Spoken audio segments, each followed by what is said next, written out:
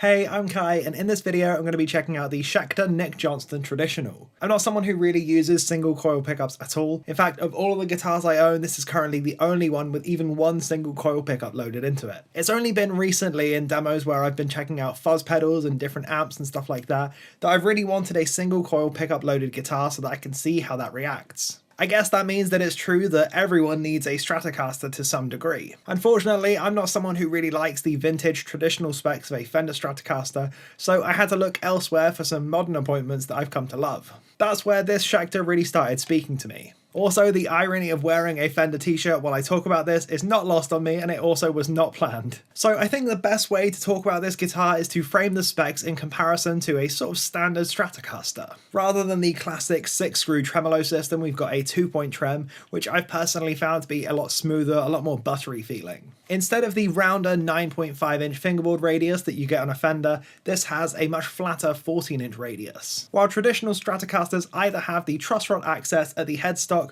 or concealed in the neck heel, this Schecter actually has a spoke wheel truss adjust, which is one of my absolute favourite features and something I really struggle to live without. I know not many people care about this sort of thing at all, but I'm very particular about my setups, and I live in the UK where humidity and temperature is all over the place and it's constantly wreaking havoc on my guitars.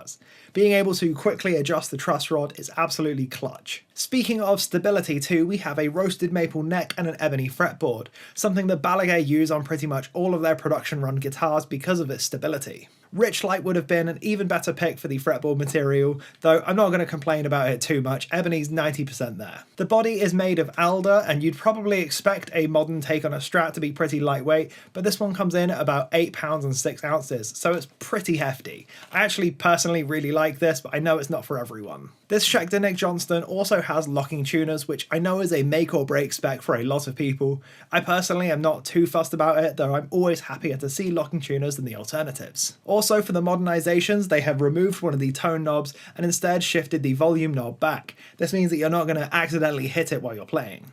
Other than that, the output jack has been moved from the top side of the guitar over to the lower bout instead. This isn't a big upgrade by any means, however it is a little bit easier to tighten and it has better compatibility with things like wireless bugs and headphone amps, for instance. I think the only real black mark against this guitar would be the fret wire. A lot of people would expect to see stainless steel frets on here, but we don't have that. Now, since I did pick this guitar up used, I can't really talk about the QC too much, though I can say from my experience the fretwork on it is amazing. The neck is also super comfortable in the hands. I really like the profile of this one. It's not like a shreddy thin neck, it's not super fat either, just a good generic neck really. I've also found this one to stay in tune really nicely even when I'm pretty heavy-handed on the trem. For all of the tones in this demo, I'm going to be running into the Fractal FM3 on a single preset where I have a range of different amps set up. The first one of these is going to be a Fender E-Clean amp running into the Fender 2x12 impulse response in the Miko 2 plugin that I've exported into the Fractal FM3. I've got the JFET compressor up in front of the amp as well as a little bit of sun play afterwards. I'm going to start by running through the main tone that I bought this guitar for, which is the neck and middle.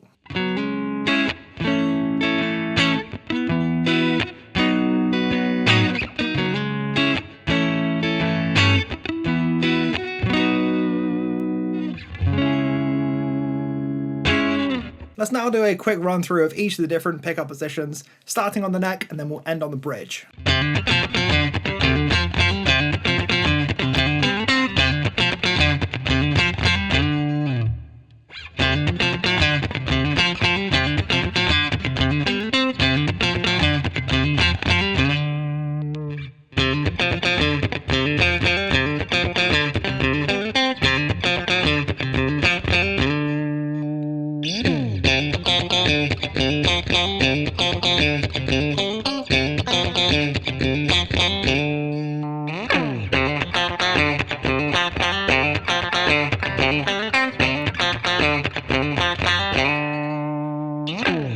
I'll also engage some of the effects in the FM3 and go for a big ambient thing. We'll swap out the reverb to one of the cloud reverbs, add a big delay as well as a chorus.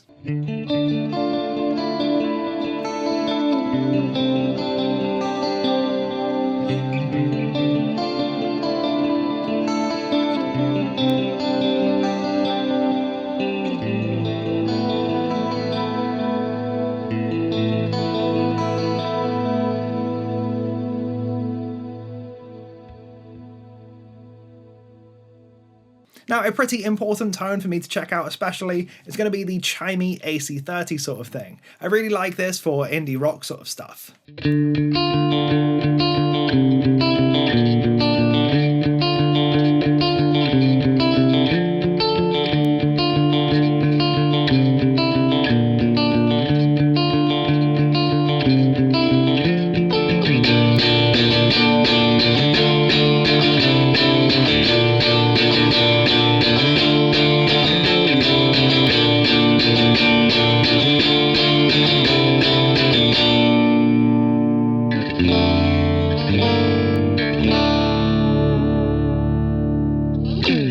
Onto something a little bit more my speed, let's go for a big crunchy tone.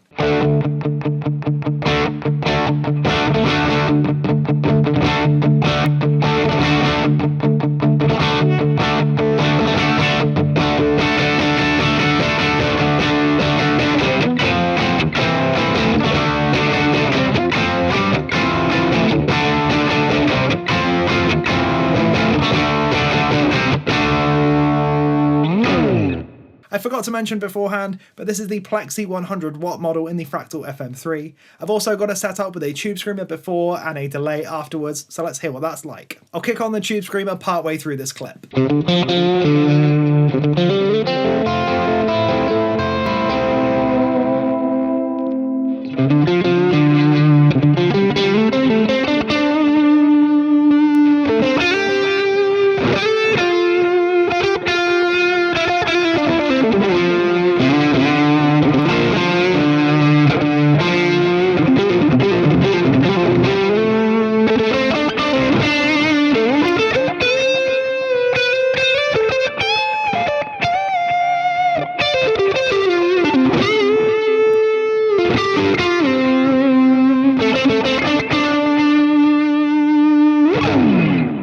Now the final tone I have set up for this video is the Fractal FM3's Big Muff into the high watt DR103. This is the main reason I bought some single coils in the first place.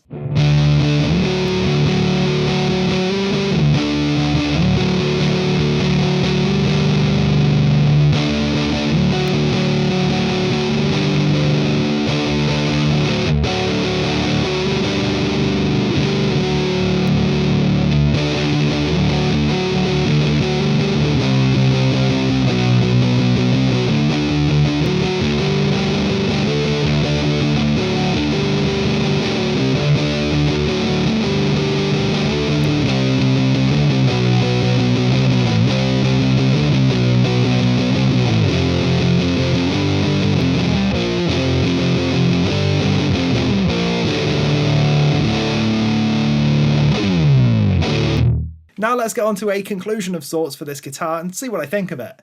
Overall, I'm really enjoying how the tones sound. It took a little bit of time for me to learn how to dial in single coil pickups again. They're just so spanky, so trebly, so bright and so low output. It's unlike anything else I've got in my collection right now, and it took a little minute for me to learn. As far as the actual guitar goes though, I think it hits pretty much all of the boxes I was hoping it would hit. It's got a really nice low action thanks to the flat radius. The bridge is super smooth feeling. This actually reminds me of the Goto 510 I had on a Charvel DK24 a little while ago. Just one of my favourite trems I've ever used, and this is pretty much nailing that vibe.